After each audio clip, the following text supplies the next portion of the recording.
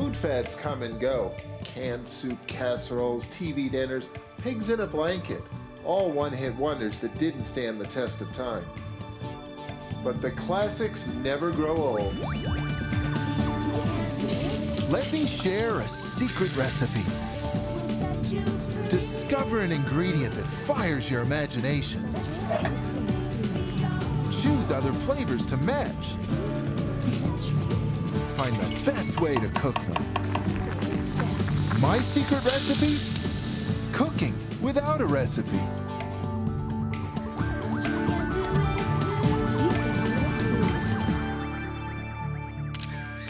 Some of our most powerful memories are of food. Who made it, how it tasted, where we ate it, who we shared it with. A simple meal can become a time capsule full of memories and old-fashioned favorite flavors. Like my grandmother's famous fried chicken. I can't get near a crispy chicken without thinking of her kitchen. The old worn-out stool I used to sit on watching her fry in an old worn-out skillet. It always connects me to her when I make fried chicken. And I always start with a whole chicken, just like she did. So here's how to cut up a chicken and get it ready for frying. There's actually 10 pieces in this chicken. First, the legs. Just make a little incision here on this sort of flap of skin. And then pop the legs right out of their sockets. And that'll show you where to cut them to release them.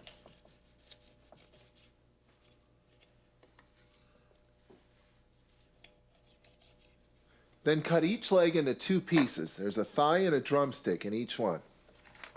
And take a moment and trim off any extra pieces of skin. Next up, the wing. And you can sort of feel where they're attached, and that's where you want to cut them loose. Okay, now the breasts are a little bit trickier. What you need to do here is first cut the whole breast loose from the rest of the carcass.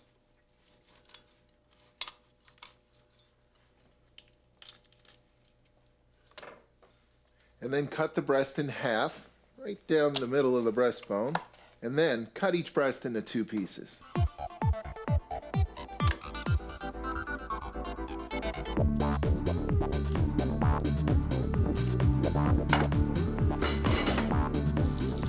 But these aren't ready for the skillet just yet, because true old-fashioned fried chicken needs to marinate in buttermilk. My grandmother's chickens were usually tough old yard birds that needed a little tender loving care, so she would soak them in tenderizing buttermilk. But let's just say that today's chickens don't get as much exercise. They're already tender. But you can still soak them in buttermilk for flavor.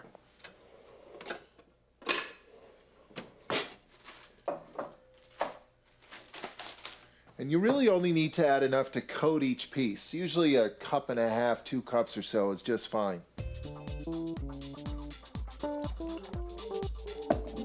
And add a ton of salt and pepper. Lots of seasoning, lots of flavor.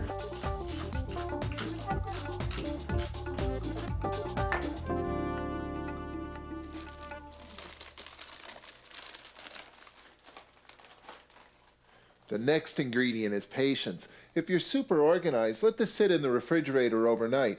At the very least, though, let it rest for a few hours, because one of the keys to true old-fashioned flavor is a good buttermilk soaking.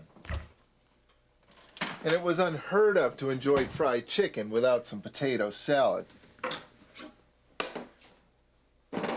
The classic way to cook these is skin on in cold water.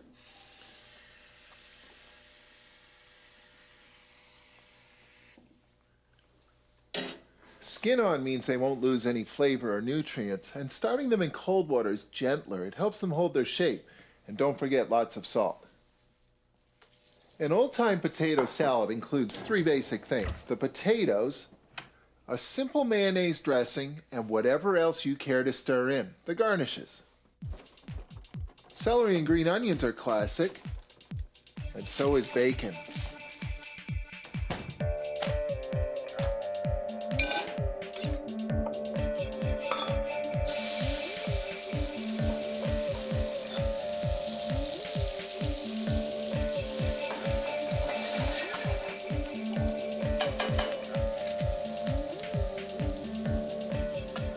Now for the all-important dressings.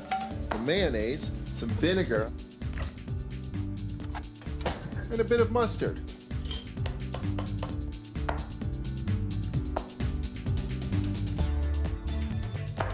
Of course, every family has its secrets, and it took me a while to figure out what my grandmother's was when it came to potato salad dressing.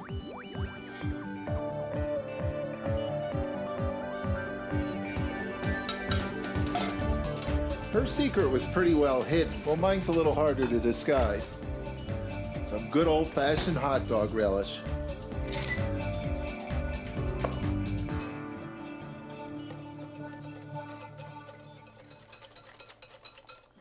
Dressing, garnishes, and potatoes. Let's see if these are ready yet.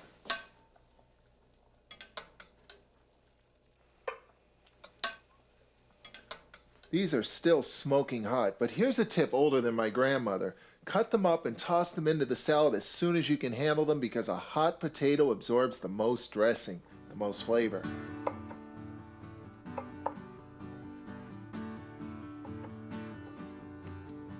And don't forget a little salt and pepper. Old-fashioned, newfangled potato salad.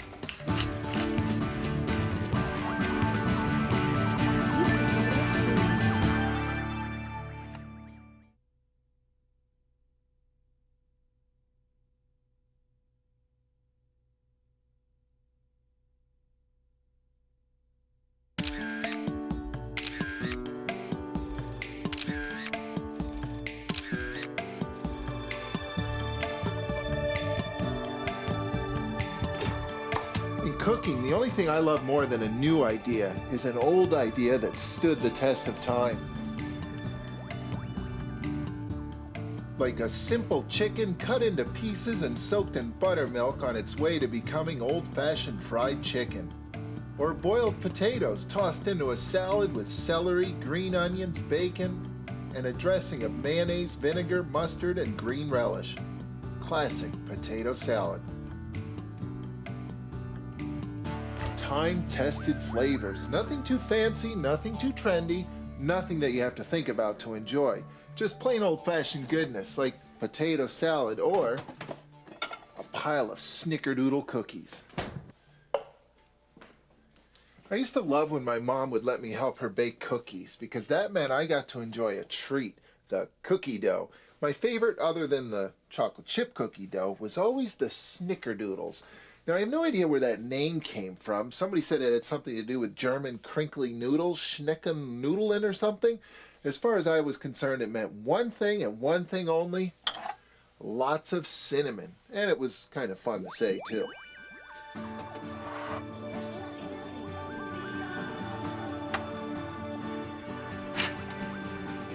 Here's everything you need to make a classic sugar cookie, which is really all that a snickerdoodle is, plus cinnamon and a funny name. Even cookies need a bit of salt in them to round out all the flavors, and that's why pre-salted butter is your best bet. 2 sticks of salted butter, that's a cup, plus a cup and a half of plain white sugar.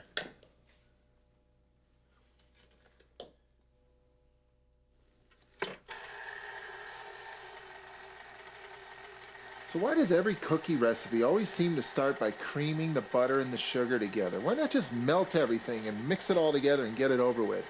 Well, what you're doing here is actually adding a lot of air to the cookie, and that air gives it a nice tender texture. All those little minute sugar crystals in there are tearing into the butter, and air's getting incorporated as they whip. It really is the secret to a tender cookie. You'll know it's ready when it expands. But you don't have to be a scientist to be a great baker. You do need to whip some serious air, though. Here's another way to get some air in there.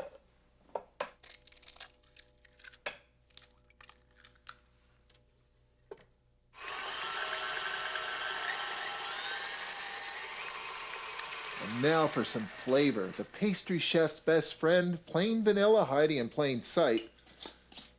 A big splash. That's 2 tads, 4 smidgens, or a teaspoon.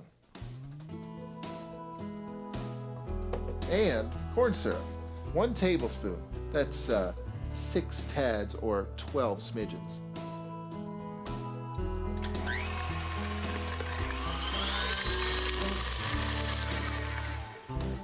Now for some dry ingredients. 3 cups of flour for structure.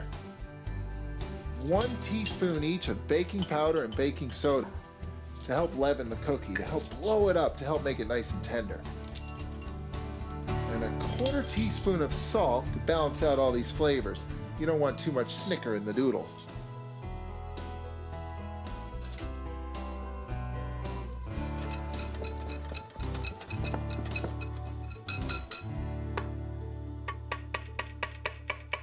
Now be careful here. I remember the first time I got to make cookies.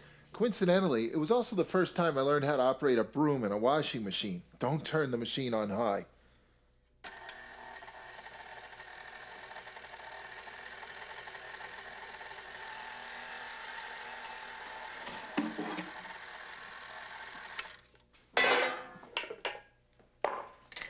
This was always my favorite part of cookie making. I'll clean that for you, Mom. Don't you worry.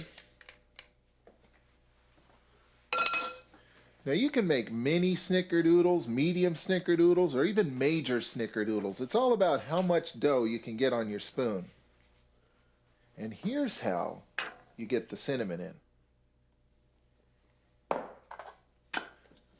There's really no such thing as too much cinnamon on a snickerdoodle.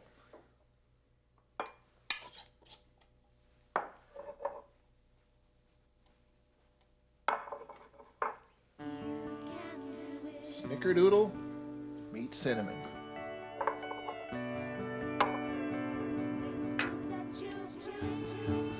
I'm glad I made such a small batch. Looks like I'm only going to have about 30 of these.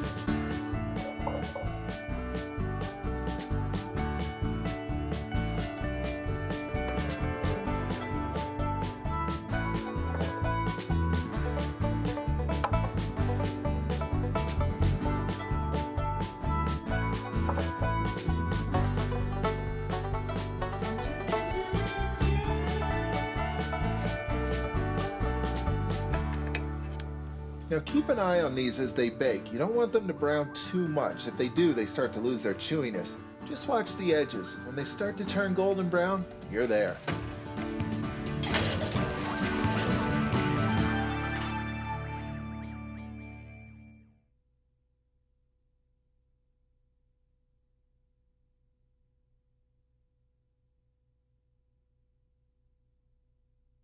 You want these? Yeah. Whoa!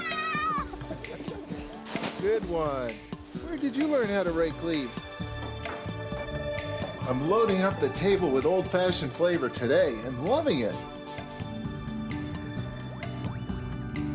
Like a simple chicken cut into pieces and soaked in buttermilk on its way to becoming old-fashioned fried chicken. Even a simple snickerdoodle sugar cookie made with butter and rolled in cinnamon fits the bill. I love experimenting with new flavors, but the classics are classic for a reason. They've stood the test of time because they taste great, like iceberg lettuce, which is hiding behind the fancy greens mixes like it usually is.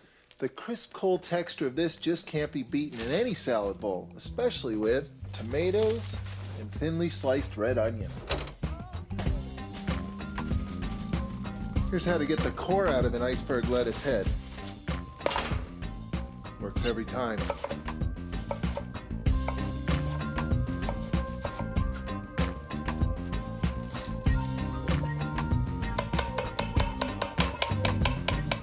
Now what's it going to be? French, Italian, Russian, Thousand Island, Catalina?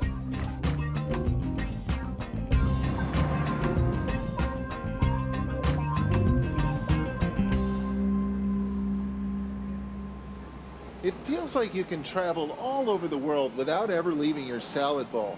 Although I'm not sure if anyone in the motherland has ever actually mixed mayonnaise and ketchup together, but that's all there is to Russian dressing.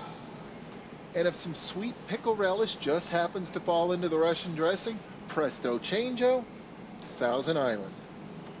Now I'm quite sure the French don't have the slightest interest in adding ketchup to their vinaigrettes, but maybe they should try, because that's what French dressing is after all. And if you like French dressing, then you'll love Catalina because, well, it's the exact same thing. In Italy, the Italians have no idea what Italian dressing is. but they do love a simple herb-flavored vinaigrette, which everywhere else in the world is called Italian dressing.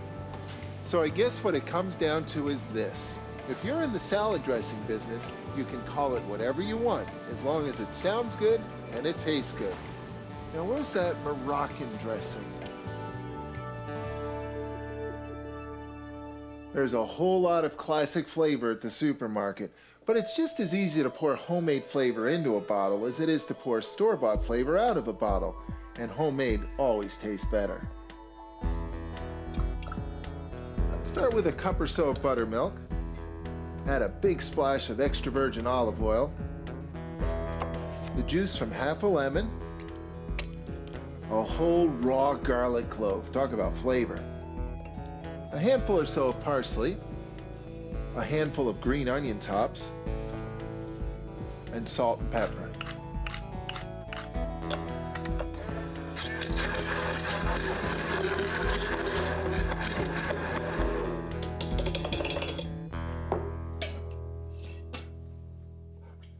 Looks like it's buttermilk day around here. It's going to taste great in a salad, and it's the best way to get chicken ready for frying. There are 3 parts to any great fried chicken. The chicken itself, the crust, which in this case comes from buttermilk and a bit of flour, and the fat you fry in. Best choice is actually shortening. It's scientifically designed to work, and you can fry in it more than once.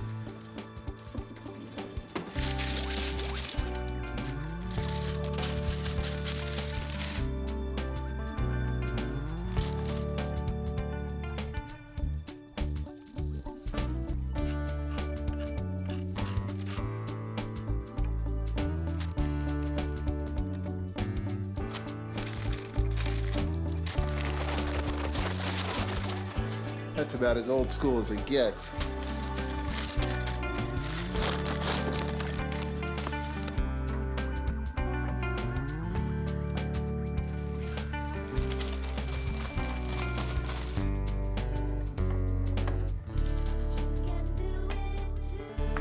Now for best results, your oil should be right around 350, 360. And you can just dip the corner of a piece of chicken in, and if it goes crazy like that, you're good to go. If the oil's hot enough, the chicken won't absorb it. That's because oil that's hot enough explodes the chicken's moisture into high-pressure steam that forces the oil out. Here's another secret. Use a lid. It cuts down on spattering, and it keeps moisture in the pan. As the bottom half of each piece fries, it releases moisture, so the top half of each piece sits in a moisture-rich environment. And that way you end up with a crispy crust and a nice moist interior. And listen to the pan, because you can actually hear when the chicken is ready to flip. When you first pile all the chicken in, the oil's temperature drops down, but then as it recovers, the cadence of it increases. It starts to sound crispy. That's when you know it's time to flip.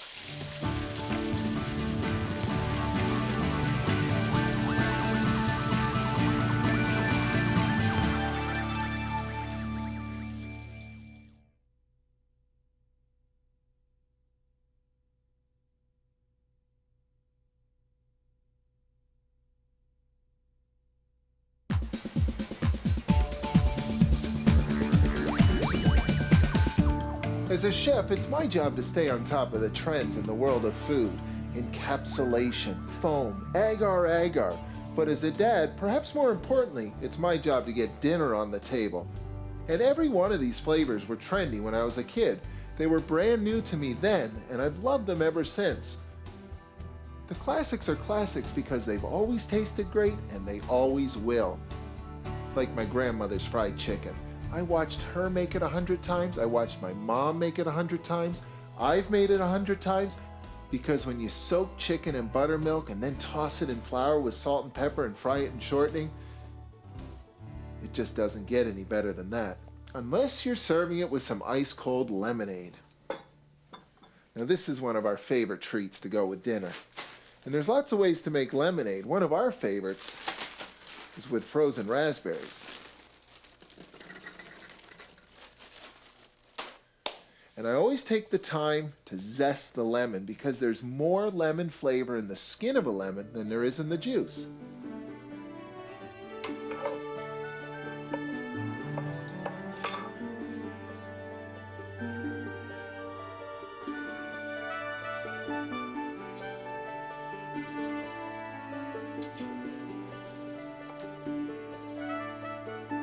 Sweet and sour. This is a classic flavor combination.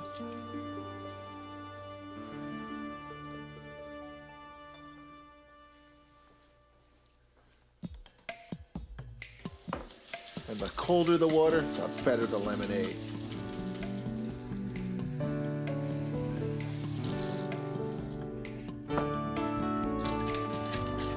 Here's another classic. The cook always gets the first glass.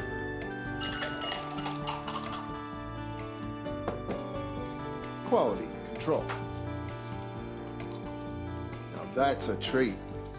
Keep on cooking those old family favorites, because the best food is the simplest food, and the simplest food to make is food you already love. Thank you. Iceberg lettuce with ranch dressing. Yum. Last one to eat a potato's a rotten egg. That's the chicken. What? Look what I found, Dad. Oh, there's a bone in there. Who left that in there? Maybe I should talk to the cook. Who's the cook? You. Me. Who's the dishwasher? Me. Good idea. Do you know what a snickerdoodle is? What? Close your eyes. Close them tight. Snickerdoodle. I like snickerdoodles.